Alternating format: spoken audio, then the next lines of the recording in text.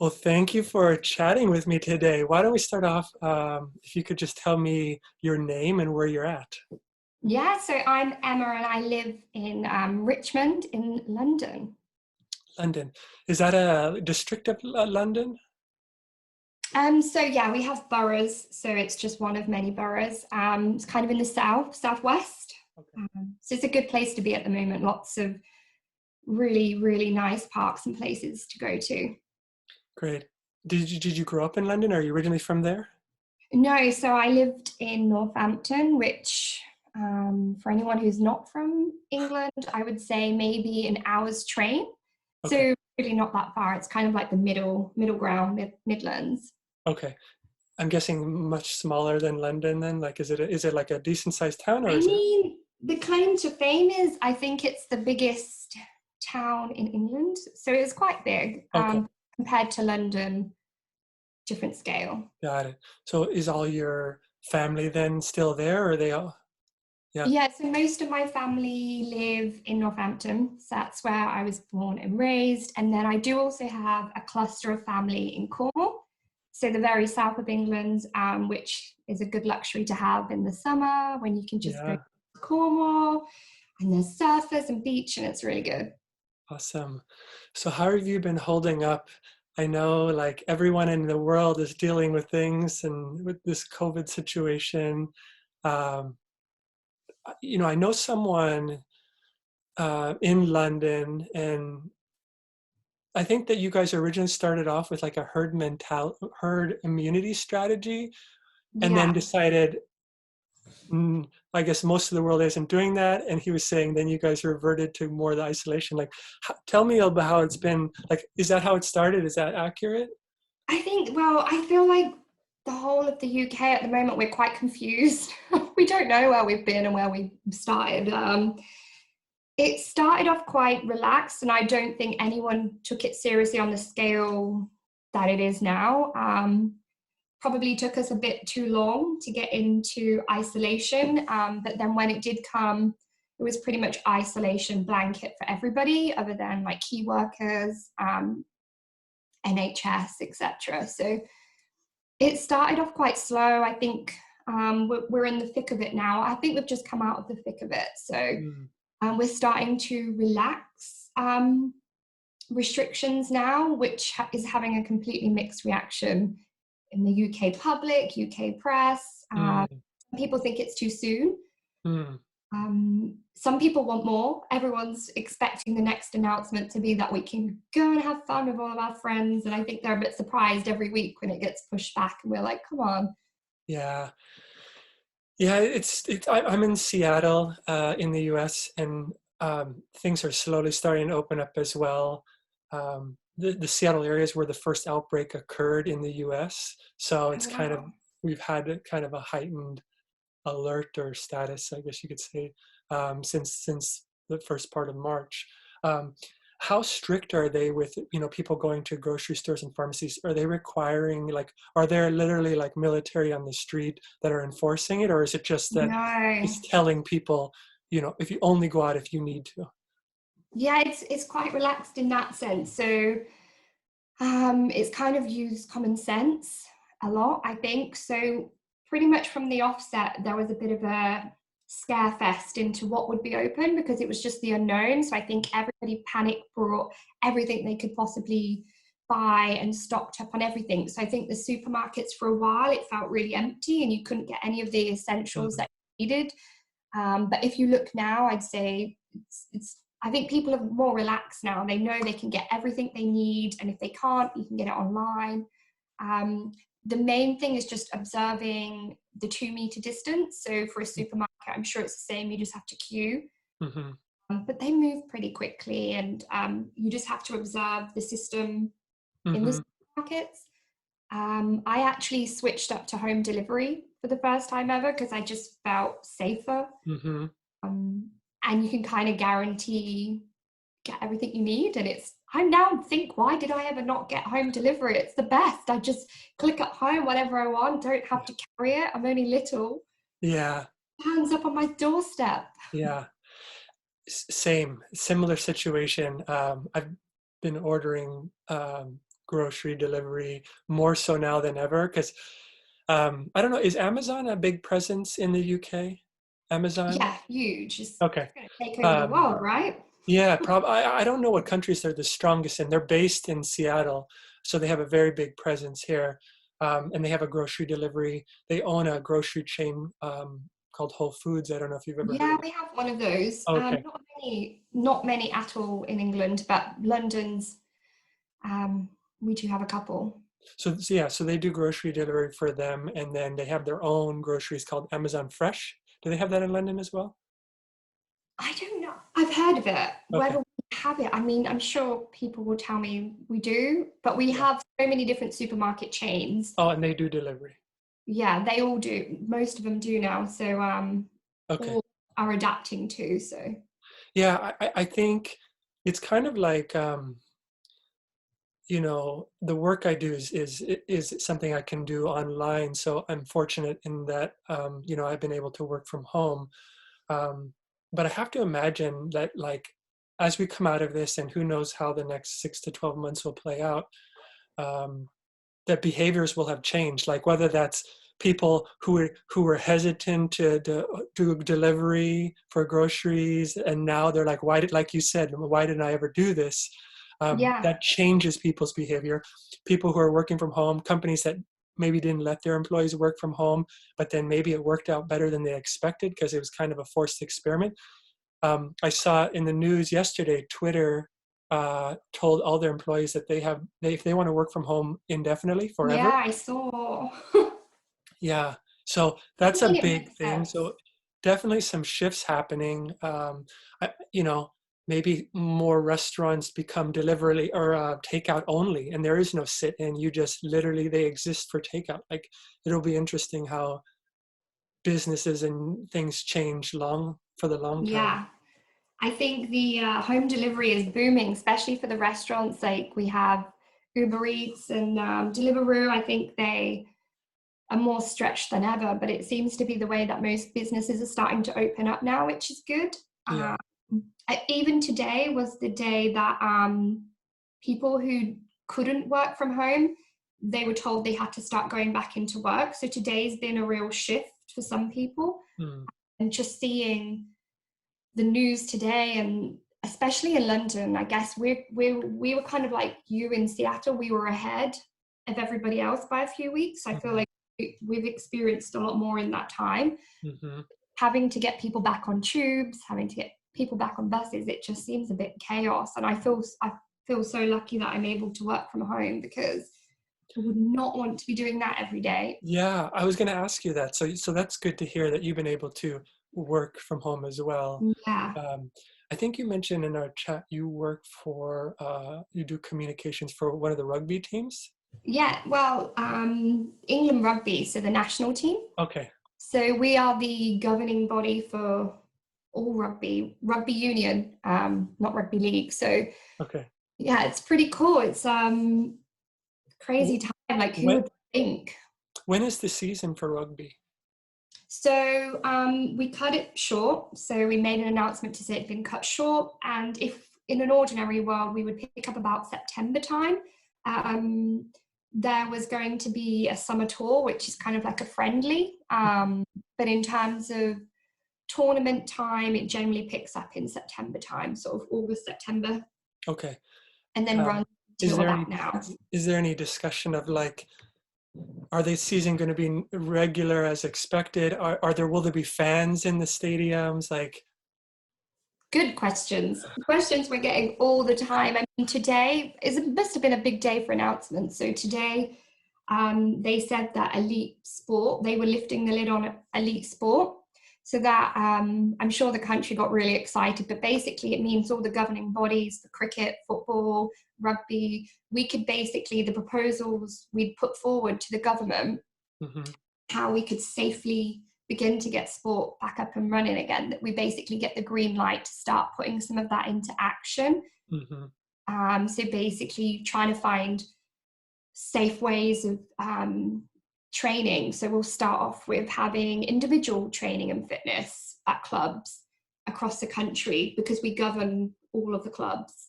Although we do have the Premiership which is kind of the elite teams who also have like Premiership rugby. So we kind of work with loads of different bodies, but basically we just need individual training and then group training, and then we work towards tournaments, stadiums. Likelihood is the Premiership rugby will start first, and they will be behind closed doors almost certainly, because if they're going to go fast, I don't think anyone's in a position to open up any stadiums just yet.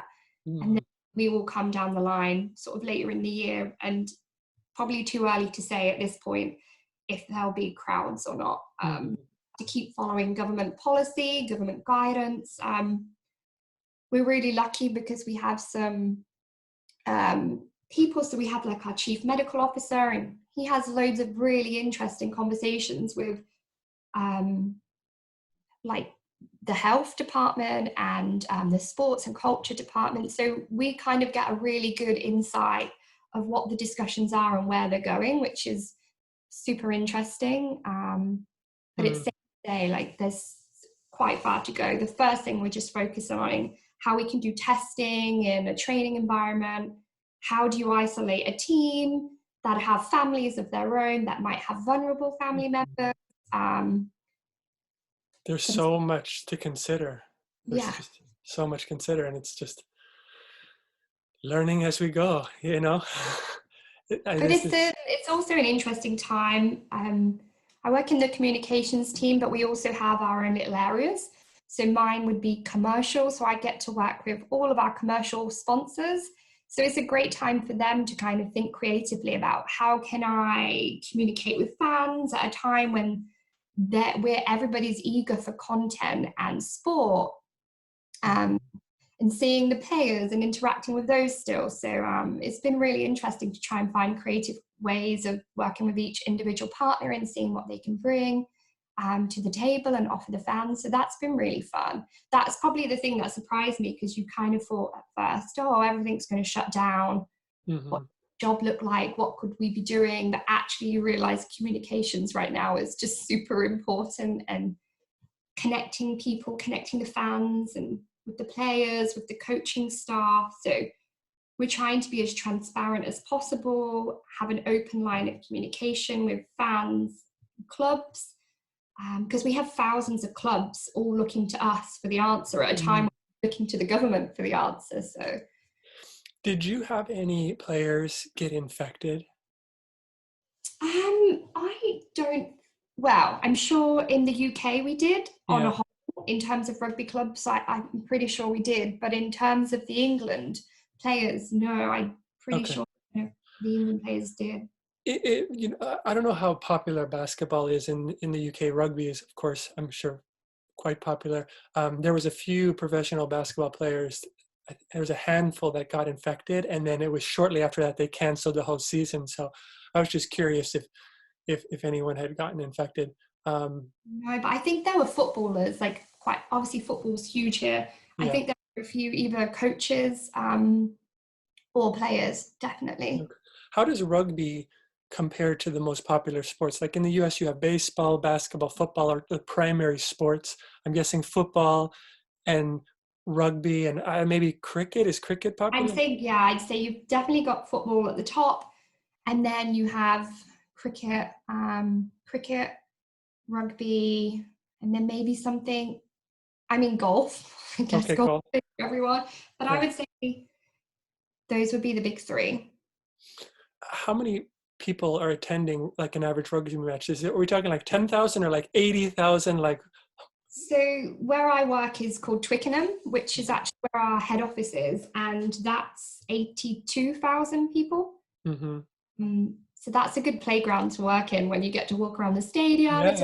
There's always events happening, so it's a really cool place to be.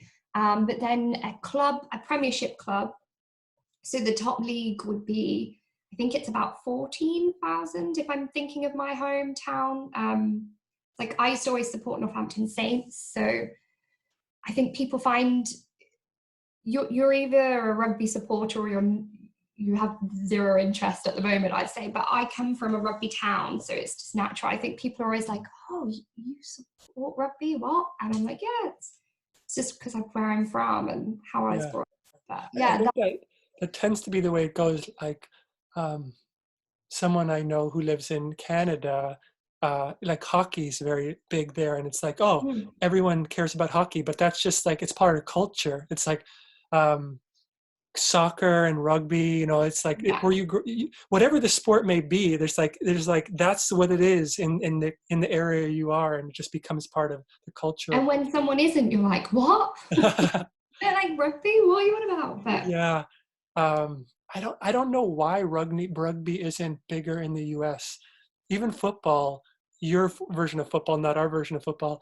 It's been growing in popularity a lot in the last several years, but prior to that, it's the number one sport in the world, yet it wasn't on that level in the US, and I don't know why that is the case, but they're trying though, right? David Beckham. yeah, that was a big move. It's a big move. And But yeah, the it's best definitely. timing. So as someone who doesn't have a lot of knowledge of rugby, what would be like assuming that I have zero knowledge and you were trying to explain like how it's played, that like Yeah. what would you say in like a few minutes of like this is how it's played, these are the players, this is the goal, this is the minutes, like what would you Okay. how would you explain it to This me? will probably be shockingly bad. So you have 80 minutes, Okay. two 40-minute halves with a 20-minute break in the middle. You've got two teams of 15, so 15 on the field, and then probably a substitution bench of around 8 players, which you can rotate at any point in the game. The aim is to score as many points as possible against your opponent, and that can be in the form of a try. So if you manage to get the ball in your hands and physically press it on the ground over the line, that's a try, and that's probably the best thing you can get. So that's going to get you a whole 5 points. And then you can, as soon as you've scored, you get to have a shot at the kicking, which I guess is the same as like American football. Yeah. And that Yeah. can get you 3 points if you convert the try. And then throughout the game, if you have a penalty, so if the other team does something wrong, a foul, then your team will get a penalty and you can kick for the posts for 3 points, or you could try and kick to the corner and try and get it over the line and get some more points. So Hmm. I guess the difference with American football is you're all kitted up and we're not. But I think the biggest misconception is that players have to be big, burly men. That's how it used to be traditionally. But now you will see they're a lot more athletic. So you Hmm. still have the position that needs to be like the big going into the scrum players. But I think they're a lot more athletic now. And even the women's game, just like the women's game is growing faster than the guys' game Hmm. time ever, which is great news. And we have the Red Roses, so girls can get involved as well, I think is another thing people don't always realize. Mm-hmm. And there's like the best thing about it for women is there's literally a position for any body shape or size. So I think Mm. that's what people don't realize, but actually because it's becoming much more popular now, and the Red Roses just do so well. So Mm.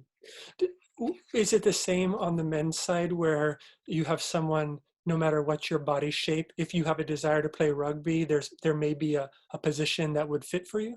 yeah, 100%. You can either go into the scrum, which I'm sure you've seen where the players Yeah. interlock, like who goes into that versus who's running down the side to score. Like I would say similar to American football, like there's just a place for everybody. And that's the best thing about it. You talked about a penalty of doing something wrong. Um, when I think of rugby, I think of like you said, you're not like in our version of football where you're all protected up with helmet and whatnot. I associate rugby with very like rough and tough men because they're no pads going at it. Um, so given that you can have such physical contact, like what is something that's the most common thing where someone does something that's a penalty? Oh my God, it can vary so much. So it could be deliberately trying to bring down the scrum, for instance. So, I mean, I'm not the biggest technical expert, but if you keep breaking the rules and purposely like bringing the arm down or keep doing this. If the ref basically says to you, stop doing that, and you keep doing Okay. probably individual things you could do would be a high tackle. So that's something you don't want to do, and that's something that could cause injury. So you just do not want to do a high tackle. I think that's probably one of the main ones. Obviously, no fighting, nothing like that. That will all get you a penalty, or talking back to the ref, penalty.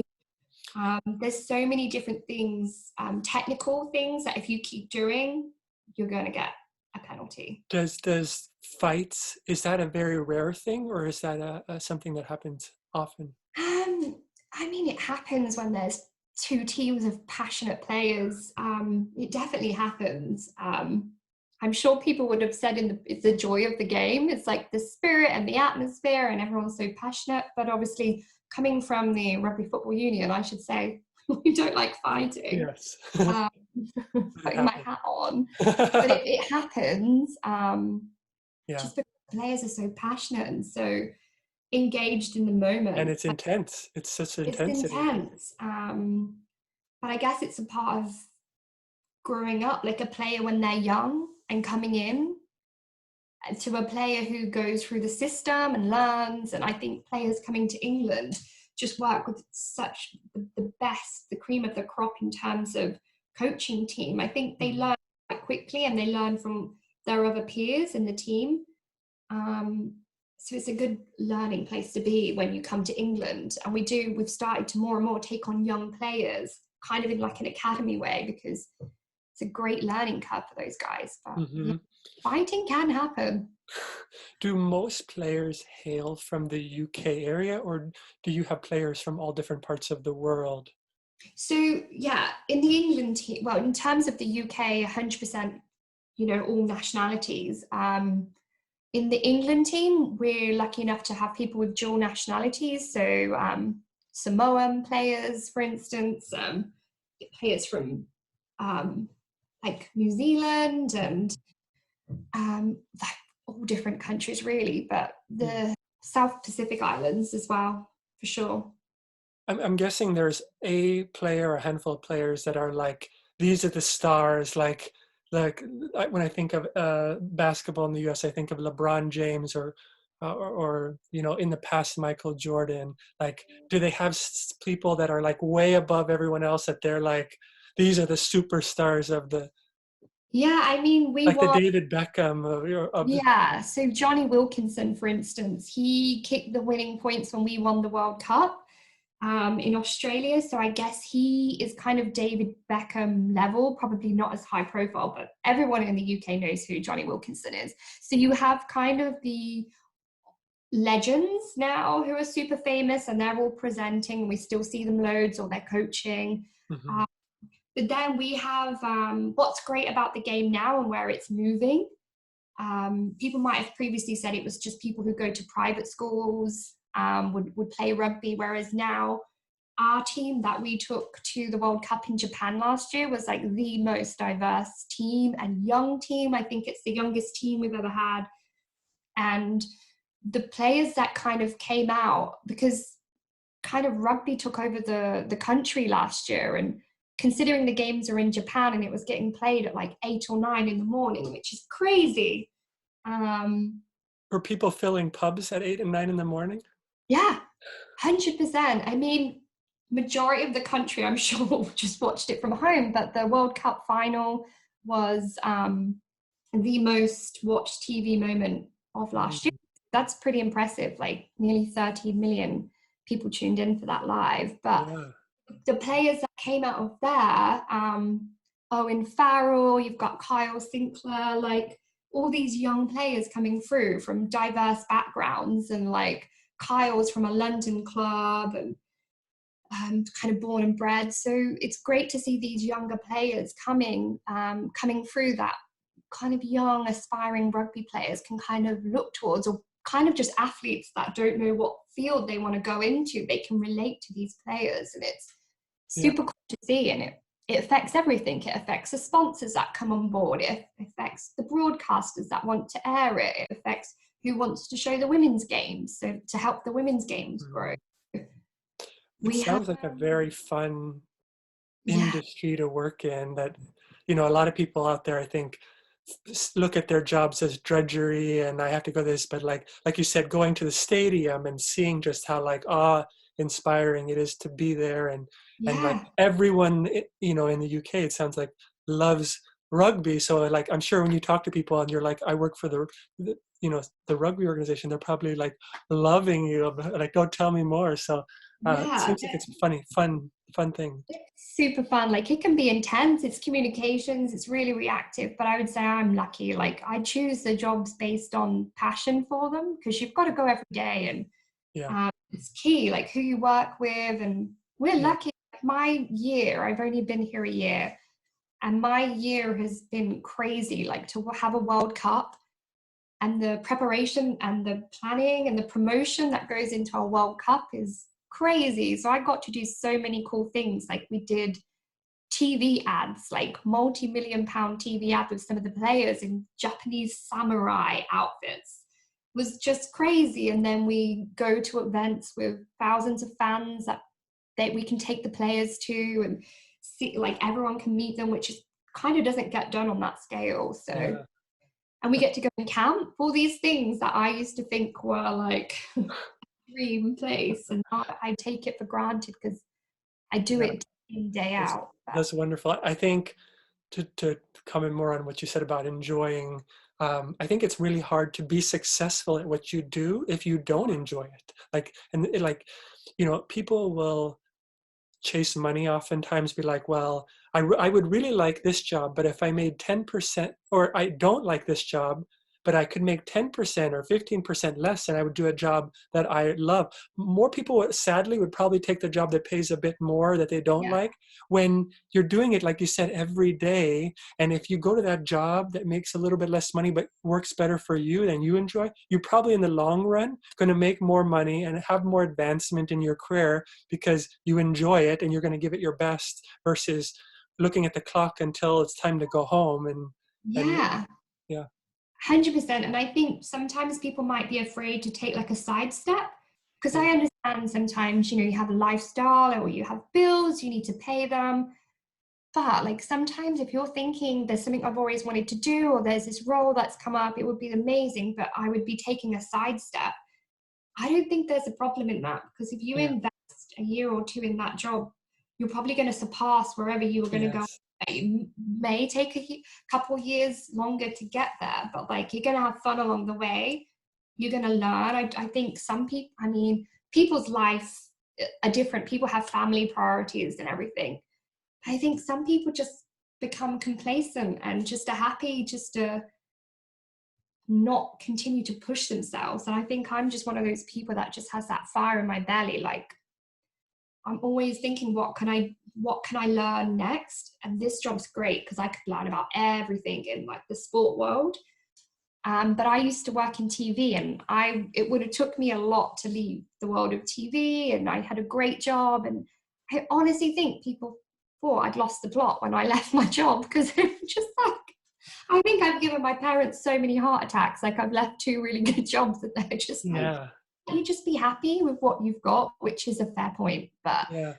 I feel like while I, I'm still in this I, situation, why not? I completely agree. I think people assume success looks like this. It's like I go from this, and this, when actually it could be this, and it could be this, and then it could be this.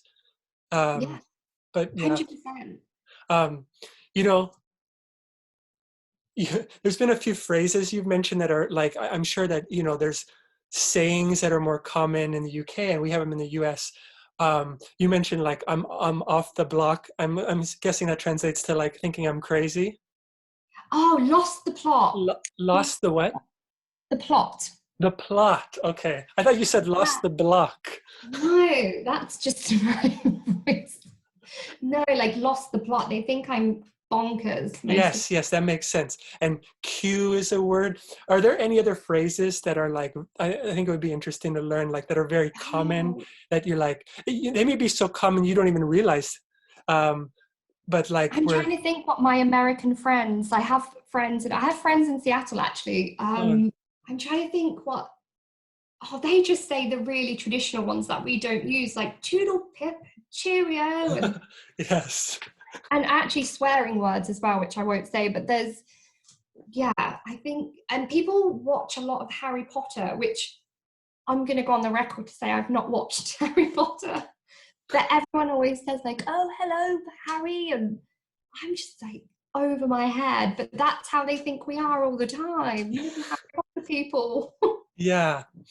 So on that topic, what do you think is a misconception? You know, you have friends outside of the UK. Like, is there anything where you like, and maybe you answered it already, maybe there's something else, but where you're like, I think the world thinks the UK is like this, or they think London is like this, when you're Yeah, actually in the country or in the city, it actually is not the case. Um, I think London's different, I guess. I'm lucky because London, I feel, is what people would expect. I think it's portrayed quite well. Multicultural, huge hustle bustle, mhm. whereas like, actual, like what I call normal life in a hometown, I think everyone thinks we live in little villages, like chocolate box villages, and it's all very well, it is very green, but not everywhere. Maybe people would say it can be quite grey and like built up in the city. I think with like high rises, and but there are a lot of places that are like the movies, so you just have to find them. I think if someone was coming to London and they were expecting like the quintessential village life, that's not what they're going to get.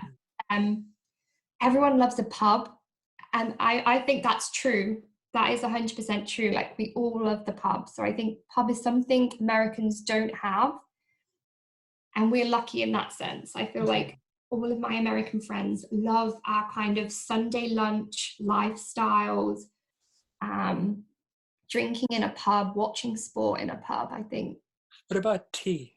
Yeah, are you tea. tea? Well, I'm a tea drinker. I don't drink coffee, so yeah, I'm. Is that common? Would you say most people drink tea and not that many drink coffee or in I would general? say in London it's coffee, coffee, coffee. Although I hear teas making a bit of a comeback, more like herbal teas and green teas. Um, if you ask my parents, they're tea drinkers, so I feel like there's a tea generation. Maybe that may be lost slightly. Hmm. Probably one of the few that probably would drink tea every day, Okay. So does that mean you but we have it love to tea. start your day like people do with coffee, or do you have it later in the day? So I would just have a tea like in the morning at the office. Okay. To Um, start the day.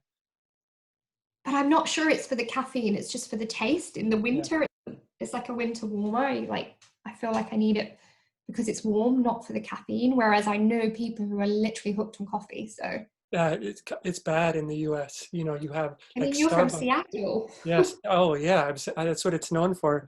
One of the things, you know, Starbucks is based here, which is of course a global brand.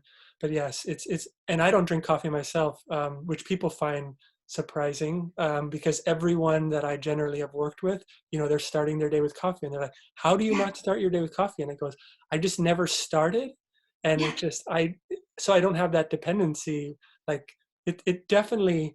I know a friend of mine recently tried to give up coffee, and he's like, I'm just drinking too much. And he successfully did it. But like the first few days, it's like there's like literally withdrawals of headaches. Cold turkey. It's Yeah, probably really hard. yeah, People say, do you wake up in the morning? How do you function? yeah, Someone asked me literally, I think it was this week, and I was just like, just get up and yeah, go. exactly. Yeah, yeah. So I think it's good if you don't need, in general, anything to Yeah. function.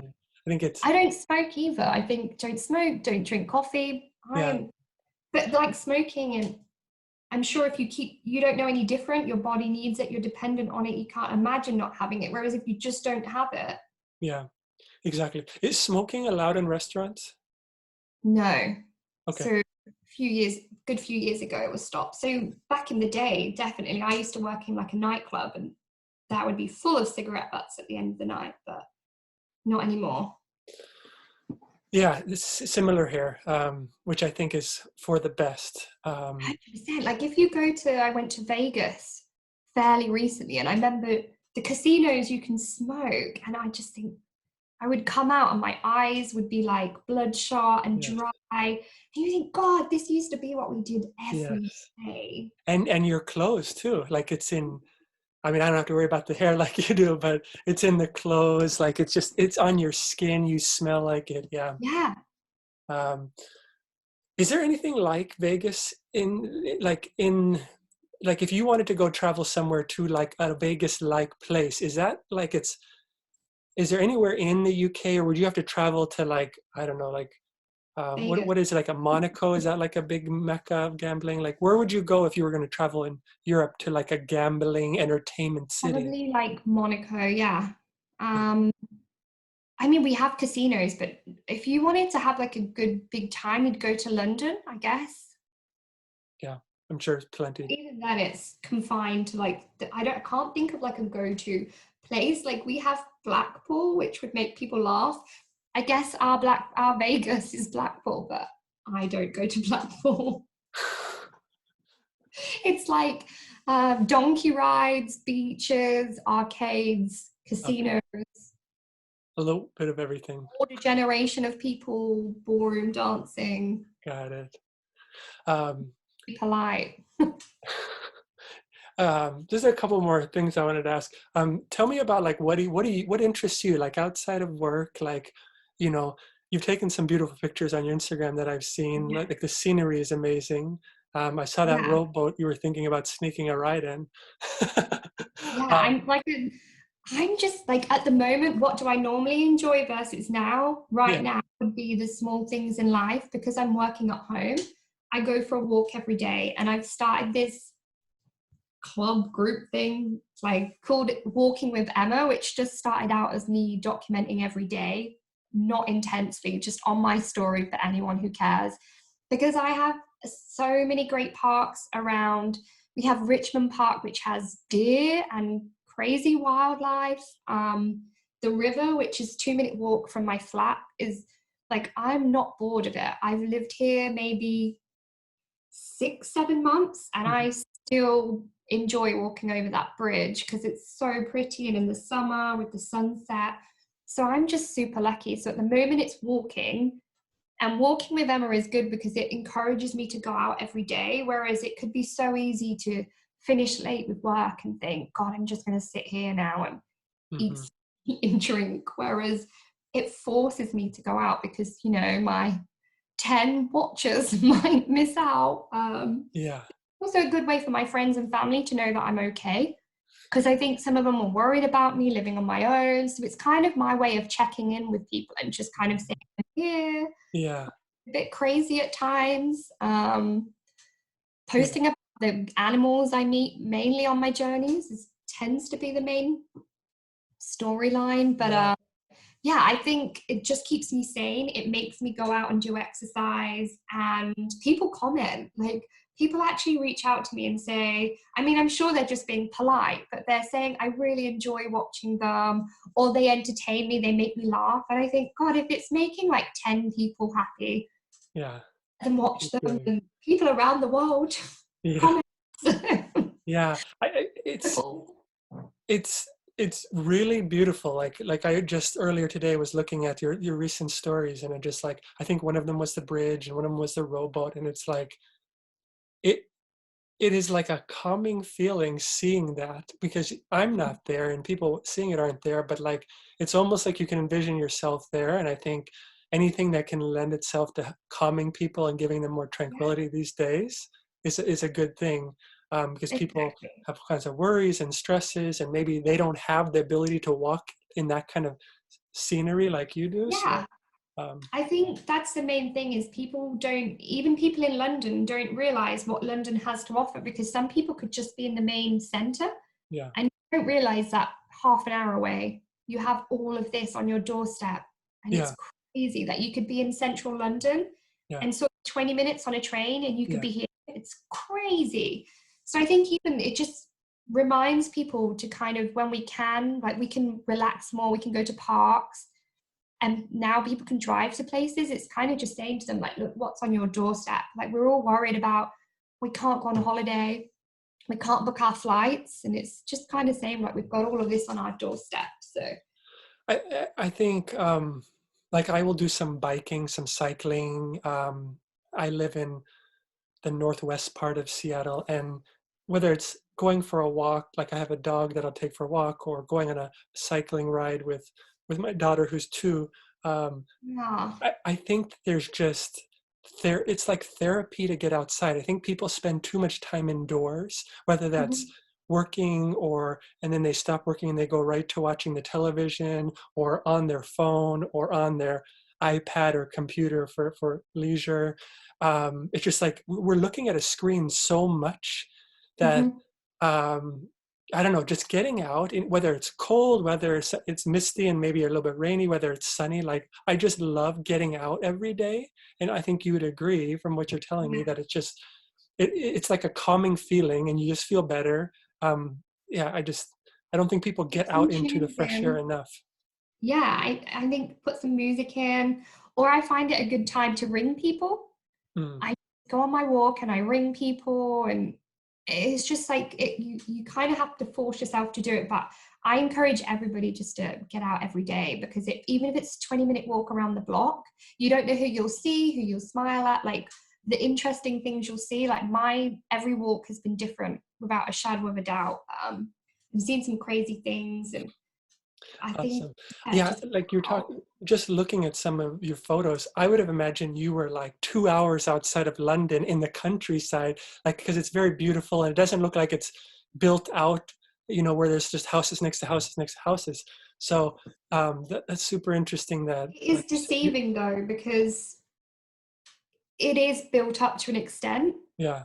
and they've preserved the other areas really well. Like Richmond Park, you could feel like you're on safari. Like, Mm, could you not? When the sun, we've had some really great weather, and when the sun's beaming down and you're in acres and acres of land that normally cars would be coming through, because there's like a main road, kind of a lane that goes through.